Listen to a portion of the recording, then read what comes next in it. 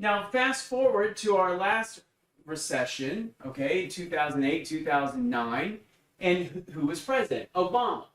Okay, so Obama comes out and he issued an act of Congress, the American Reinvestment and Recovery Act. And that was $150 billion. In fact, that's how GCExperts actually started, because my brother was in a boating accident, and I'll clip that in here, but he was in a boating accident and had a golf ball sized portion of his brain removed. Into the side of him, and I was paralyzed. That impact on a Texas lake 2 years ago crushed Ryan Reitmeyer's skull. His prognosis for survival, grim. He was not recognizable. He had taken the full impact of an accident. I looked at the doctor. My dad and I were doing $20 to $40 million a year worth of federal government construction when that happened, with a team of 6 people. That was 2005.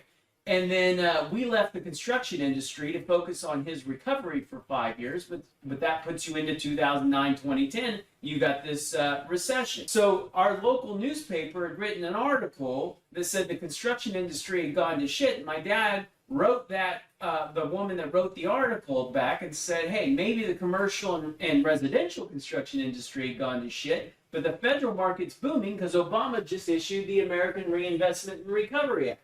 The $150 billion. The problem was 25,000 registered federal contractors couldn't do $150 billion worth of work. So a bunch of that money went unspent, but it was set aside and allocated for federal construction. And she wrote back and said, would you write an article about it? Well, back in the day, there was this movie, Show Me the Money. So my dad writes this article, Show Me the Money. And it's about the opportunity in the federal market.